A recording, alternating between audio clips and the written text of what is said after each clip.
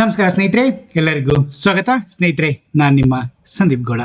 ಸ್ನೇಹಿತರೆ, ಈ ವಿಡಿಯೋದಲ್ಲಿ ನೀವೇನಾದ್ರು ರೇಷನ್ ಕಾರ್ಡ್ನ ನ್ಯೂ ಅರ್ಜಿ ಸಲ್ಲಿಸಬೇಕಾ ಅಥವಾ ನಿಮ್ಮ ರೇಷನ್ ಕಾರ್ಡ್ನ ತಿದ್ದುಪಡಿ ಮಾಡಿಸ್ಬೇಕಾ? ಪ್ರತಿಯೊಂದು ನೀವೇನಾದ್ರು ತಿದ್ದುಪಡಿ ಮಾಡಿಸ್ಬೇಕು ಅಥವಾ ಹೊಸ ನ್ಯೂ ಕಾರ್ಡ್ ಮಾಡಿಸ್ಕೋಬೇಕು ಅಂದರೆ ಈ ವಿಡಿಯೋನ ನೀವು ಕಂಪ್ಲೀಟಾಗಿ ಲಾಸ್ಟ್ ತನಕ ನೋಡಿ ಸ್ನೇಹಿತರೆ. ಪ್ರತಿಯೊಬ್ಬರಿಗೂ ನೀವು ಹೇಗೆ ನ್ಯೂ ರೇಷನ್ ಕಾರ್ಡ್ನ ಯಾರ್ಯಾರು ಅಪ್ಲೈ ಮಾಡ್ಬೋದು, ಹೇಗೆ ತಿದ್ದುಪಡಿ ಮಾಡೋದು ಅನ್ನೋ ಪ್ರತಿಯೊಂದನ್ನು ನಿಮಗೆ ಆನ್ಲೈನ್ ಅರ್ಜಿನ ಹೇಗೆ ಹಾಕೋಣೋದು ಅಥವಾ ಆಫ್ಲೈನ್ ಹೇಗೆ ವಿಸಿಟ್ ಮಾಡಿ ನಾವು ಅರ್ಜಿನ ಆಗಲಿ ಅಥವಾ ತಿದ್ದುಪಡಿನ ಹೇಗೆ ಮಾಡ್ಕೊಳೋದು ಅನ್ನೋ ಪ್ರತಿಯೊಂದು ಮಾಹಿತಿ ನಾನು ಈ ವಿಡಿಯೋದಲ್ಲಿ ನಿಮಗೆ ಶೇರ್ ಮಾಡ್ತೀನಿ ಸ್ನೇಹಿತರೆ, ನಿಮಗೆ ಗೊತ್ತಿರೋ ಹಾಗೆ ತುಂಬ ಜನ ಕಾರ್ಡ್ ಹೋಲ್ಡರ್ಸ್ದು ಕ್ಯಾನ್ಸಲ್ ಆಗಿರುತ್ತೆ ಅಥವಾ ಅವ್ರ ಮಕ್ಕಳುಗಳಿಂದ ಅವ್ರ ಅಪ್ಪ ಅಮ್ಮಗಳಿಗಿಂದ ಅದಕ್ಕೂ ಬರೋದು ರೇಷನ್ ಕಾರ್ಡಿಂದ ಅವ್ರ ರೈಸ್ ಆಗಲಿ ಅಥವಾ ಏನೇ ಆಗಲಿ ನ್ಯಾಯಬೆಲೆ ಅಂಗಡಿಯಿಂದ ಏನೇನು ತೊಗೋಬೇಕು ಅದೆಲ್ಲ ಸಿಗ್ತಾ ಇರಲ್ಲ. ಅವರ ತಂದೆ ತಾಯಿಗಳು ಅಲ್ಲೆಲ್ಲೋ ಊರಲ್ಲಿ ಇರ್ತಾರೆ, ಮಕ್ಕಳುಗಳು ಎಲ್ಲೆಲ್ಲೋ ಇರ್ತಾರೆ.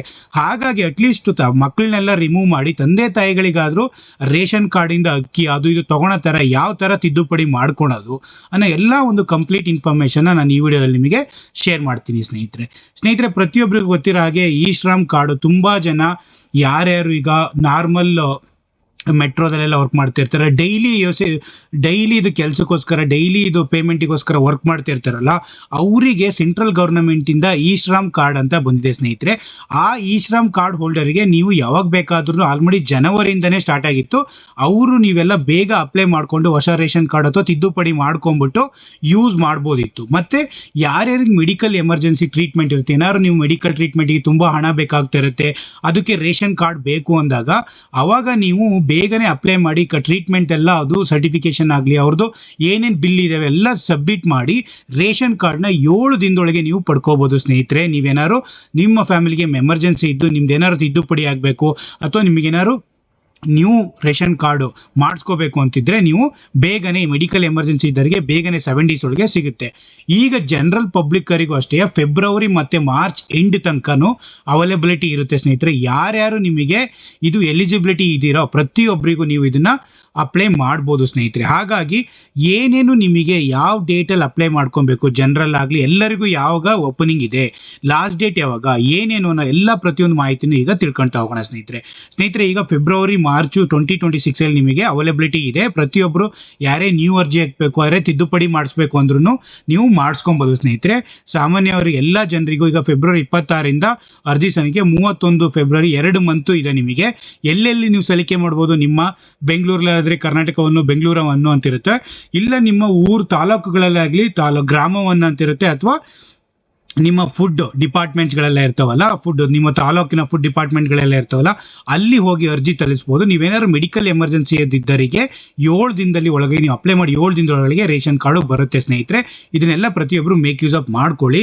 ಮತ್ತು ನೀವು ನ್ಯೂ ರೇಷನ್ ಕಾರ್ಡ್ಗೆ ಮತ್ತು ಕರೆಕ್ಷನ್ಗೆ ಏನೇನು ಡಾಕ್ಯುಮೆಂಟ್ಸ್ಗಳು ಬೇಕು ರಿಕ್ವೈರ್ಡ್ ಅಂತ ಏನಾದ್ರು ತಿಳ್ಕೊಬೇಕು ಅಂತಿದ್ರೆ ಈ ಶ್ರಮ್ ಕಾರ್ಡ್ ಹೋಲ್ಡರ್ ಇದೆ, ಈ ಶ್ರಮ್ ಕಾರ್ಡು ಇದ್ದವರಿಗೆ, ಅಥವಾ ನೀವೇನಾದ್ರು ಮೆಡಿಕಲ್ ಎಮರ್ಜೆನ್ಸಿ ಇದ್ದವರಿಗೆ ಮೆಡಿಕಲ್ ಹಾಸ್ಪಿಟಲ್ ರೆಕಾರ್ಡ್ಸು ಪ್ರತಿಯೊಂದು ಡೀಟೇಲ್ಸು, ಅದಾದ್ಮೇಲೆ ಅದ್ರ ಜೊತೆ ಆಧಾರ್ ಕಾರ್ಡು, ನಿಮ್ಮ ಮೊಬೈಲ್ ನಂಬರ್, ಆಧಾರ್ ಲಿಂಕ್ ಆಗಿರುವಂಥ ಮೊಬೈಲ್ ನಂಬರು, ನಿಮ್ಮ ಅಡ್ರೆಸ್ ಪ್ರೂಫು, ನಿಮ್ಮ ಕ್ಯಾಸ್ಟ್ ಮತ್ತು ಇನ್ಕಮ್ ಟ್ಯಾಕ್ಸ್ ಸರ್ಟಿಫಿಕೇಟು. ತುಂಬ ಜನಗಳು ಇದನ್ನು ಮಾಡ್ತಾರೆ. ತುಂಬ ಜನಗಳು ವರ್ಷನೂ ಇದು 5 ವರ್ಷಕ್ಕೆ ಒಂದ್ಸರಿ ವ್ಯಾಲಿಡಿಟಿ ಇರುತ್ತೆ ಕ್ಯಾಸ್ಟ್ ಇನ್ಕಮ್ ಸರ್ಟಿಫಿಕೇಟು.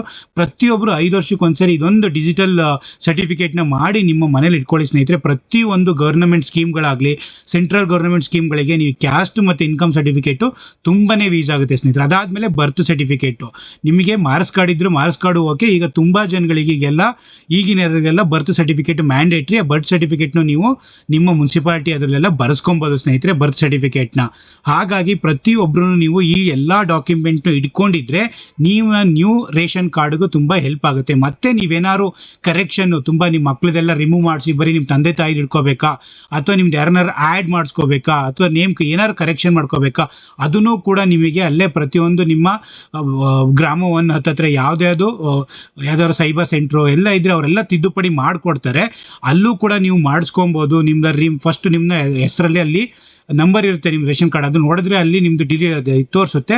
ಅಲ್ಲಿ ನಿಮ್ದು ಯಾರು ರಿಮೂವ್ ಮಾಡಬೇಕಾ ಡಿಲೀಟ್ ಮಾಡ್ಕೊಂಡ್ಬಿಟ್ಟು ಯಾರ್ಯಾರು ಬೇಕೋ ಅವ್ರು ಮಾತ್ರ ಇಟ್ಕೊಂಡು ಅವ್ರನ್ನ ನ್ಯೂ ಅರ್ಜಿನ ಅಪ್ಲೈ ಮಾಡಿದರೆ ನಿಮಗೆ ರೇಷನ್ ಕಾರ್ಡು ಬರ್ತಾ ಹೋಗುತ್ತೆ ಸ್ನೇಹಿತರೆ. ಹಾಗಾಗಿ ಪ್ರತಿಯೊಬ್ಬರೂ ಇದನ್ನು ಮೇಕ್ ಯೂಸ್ ಅಪ್ ಮಾಡ್ಕೊಳ್ಳಿ. ಈಗ ಸ್ಟೆಪ್ ಬೈ ಸ್ಟೆಪ್ ಹೇಗೆ ಅಪ್ಲೈ ಮಾಡೋದು ಆನ್ಲೈನಲ್ಲಿ ಸ್ನೇಹಿತರೆ 2 ಥರ ಆಫ್ಲೈನು ಮಾಡ್ಬೋದು, ಆನ್ಲೈನು ಮಾಡ್ಬೋದು ಸ್ನೇಹಿತರೆ. ಅದಲ್ಲದೆ ಈಗ ಮೇರಾ ರೇಷನ್ ಅಂತ ಒಂದು ಸೆಂಟ್ರಲ್ ಗವರ್ಮೆಂಟ್ ಆಪೇ ಇದೆ. ಅಲ್ಲಿ ಆಪಲ್ಲಿ ನಿಮಗೆ ನಿಮ್ಮ ನಂಬರ್ ಹೊಡೆದ್ರೆ ಯಾರ್ಯಾರು ಫ್ಯಾಮಿಲಿ ಮೆಂಬರ್ಸ್ ಇದ್ದಾರೆ, ಏನು ಡೀಟೇಲ್ಸ್ ನೀವು ಯಾವ್ಯಾವ ತೊಗೊಂಡಿದ್ದೀರಾ ಅನ್ನೋ ಪ್ರತಿಯೊಂದು ಈ ಆಪಲ್ಲಿ ಬರ್ತಾ ಹೋಗುತ್ತೆ ಸ್ನೇಹಿತರೆ. ಬಟ್ ಅಪ್ಲೈ ಮಾಡೋಕ್ಕಾಗಲ್ಲ. ನಾನು ನೋಡಿರೋ ಪ್ರಕಾರ ಈ ಸರಿ ಇದು ಆನ್ಲೈನಲ್ಲಿ ಪೋರ್ಟಲಲ್ಲಿ ಮಾತ್ರ ಅದು ahara.karnataka.government.in ಹೋಮ್ ಈ ವೆಬ್ಸೈಟಿಗೆ ಹೋದರೆ ನೀವು ಇಲ್ಲಿ ಅಪ್ಲೈ ಮಾಡ್ಬೋದು. ನೀವು online application for ration card, ಅಲ್ಲಿ ನೀವು ಆಧಾರ್ ಕಾರ್ಡ್ ಆಗಲಿ, ನಿಮ್ಮದು ಆಧಾರ್ದು OTP ಬರುತ್ತೆ ಬೇಸ್ಟ್. ಅದಾದಮೇಲೆ ಪ್ರತಿಯೊಂದು ಎಂಟ್ರಿ ಮಾಡಿಕೊಂಡು ಅಲ್ಲಿ ಫಿಲ್ ಮಾಡ್ತಾ ಹೋಗಬೇಕು. ಪ್ರತಿಯೊಂದು ಎಲ್ಲ ಡಾಕ್ಯುಮೆಂಟ್ ಎಲ್ಲ ಅಪ್ಲೋಡ್ ಮಾಡಬೇಕು. ಅಥವಾ ನಿಮಗೆ ಏನೇ ಈಸಿಯಾಗಿ ಪ್ರೊಸೆಸ್ ಆಗಬೇಕು, ತುಂಬ ಹೆಲ್ಪ್ ಮಾಡ್ಕೊಂಡು ಎಲ್ಲ ಕರೆಕ್ಟಾಗಿ ಅಕ್ಯುರೇಟಾಗಿ ಆಗಬೇಕು ಅಂದರೆ ನೀವು ಆಫ್ಲೈನ್ ಹೋಗಿ ಮಾಡಿಸೋದು ಒಳ್ಳೆಯದು. ಬೆಂಗಳೂರು ಒನ್ನಲ್ಲಿ, ಕರ್ನಾಟಕ ಒನ್ ಅಂತ ಸೆಂಟರ್ಗಳಲ್ಲಿ, ಗ್ರಾಮ ಒನ್ ಅಂತ ಇದ್ದೇ ಇರ್ತವೆ. ಮತ್ತು ಇಲ್ಲಾಂದರೆ ನಿಮ್ಮ ತಾಲೂಕು ಆಫೀಸ್ಗಾದ್ರೆ ನಿಮ್ಮ ಫುಡ್ ಡಿಪಾರ್ಟ್ಮೆಂಟ್ ಆಹಾರ ಇಲಾಖೆಗಳಿರ್ತಾವಲ್ಲ, ನಿಮ್ಮ ತಾಲೂಕಿನ ಆಹಾರ ಇಲಾಖೆಗಳಿಗೆ ಹೋದರೆ ಅಲ್ಲೂ ಕೂಡ ನಿಮಗೆ ಗೈಡ್ ಮಾಡ್ತಾರೆ. ಅಲ್ಲೇ ಪಕ್ಕದಲ್ಲಿ ತುಂಬ ಸೈಬರ್ ಸೆಂಟರ್ ಇರ್ತವೆ. ಅವು 200-500 ರೂಪಾಯಿ ಎಲ್ಲ ತೊಗೊಳ್ತಾರೆ. ಆದರೆ ಕ್ಲೀನಾಗಿ ಅಕ್ಯುರೇಟಾಗಿ ಅವ್ರು ಮಾಡಿಸ್ಕೊಡ್ತಾರೆ. ನಿಮಗೆ ಎಗೇನ್ ಆ್ಯಂಡ್ ಎಗೇನ್ ಫೇಲ್ಯೂರ್ ಆಗೋದು, ಇದಾಗೋದು, ಇಶ್ಯೂಸ್ ಆಗೋದು ಎಲ್ಲ ಏನಿರಲ್ಲ. ಹಾಗಾಗಿ ಆಫ್ಲೈನ್ ಮಾಡಿಸ್ಕೊಳ್ಳೋದು ನನ್ನ ಪ್ರಕಾರ ತುಂಬ ಒಳ್ಳೆಯದು. ಆದರೆ ಆನ್ಲೈನು ತುಂಬ ಗೊತ್ತಿದ್ರೆ ನಿಮಗೆ ಕಮೆಂಟ್ಸ್ ಮಾಡಿ. ಆನ್ಲೈನಲ್ಲೂ ಕೂಡ ನಾನು ಹೇಗೆ ಮಾಡೋದು ಅಂತ ಬೇಕಾದ್ರೆ ಅದನ್ನು ಸ್ಟೆಪ್ ಬೈ ಸ್ಟೆಪ್ ಇನ್ನೊಂದು ಸರಿ ಆ ಪೋರ್ಟಲಲ್ಲಿ ತೋರಿಸ್ತೀನಿ. ಬಟ್ ಈಗ ಜಸ್ಟ್ ಅದು ಎಕ್ಸ್ಪ್ಲೈನ್ ಮಾಡೋಣ, ಹೇಗೆ ನೀವು ಯಾವ ವೆಬ್ಸೈಟು ಹೇಗೆ ಅಂತ ತೋರಿಸೋಣ ಅಂತ ಹೇಳ್ಬಿಟ್ಟು ಒಂದು ವೆಬ್ಸೈಟ್, ಅದು ವೆಬ್ಸೈಟ್ URL ಕೊಟ್ಟಿದ್ದೀನಿ. ನಿಮಗೆಲ್ಲ ಅಪ್ಲಿಕೇಶನ್ ಕ್ಲಿಕ್ ಮಾಡಿದಾಗ ನ್ಯೂ ರೇಷನ್ ಕಾರ್ಡು ಅಪ್ಲೈ ಹೇಗೆ ಮಾಡೋದು, ಮತ್ತು ನೀವೆಲ್ಲ ಗ್ರಾಮ ಒನ್ಗಳಿಗೆಲ್ಲ ಹೋದಾಗ ಯಾವ ಟೈಮಿಗೆ ಹೋಗಬೇಕು. ಮತ್ತು ತುಂಬ ಜನಗಳು ಅಪ್ಲಿಕೇಶನ್ ಎಲ್ಲ ಸರ್ವರ್ ಬಿಸಿ ಬರ್ತಾ ಇರುತ್ತೆ. ಯಾವಾಗಲೂ ನೀವು ಮಾರ್ನಿಂಗು ಒಂದು 10-11 o'clock ಒಂದು ಮಾಡಿಸ್ಕೊಂಬಿಡಿ. ಇಲ್ಲಾಂದರೆ ಈವ್ನಿಂಗು 5-6 PM ಆದಮೇಲೆ ನೀವು ಸ್ಟಾರ್ಟ್ ಮಾಡಿ ಅಪ್ಲೈ ಮಾಡೋಕ್ಕೆ ಸ್ನೇಹಿತರೆ.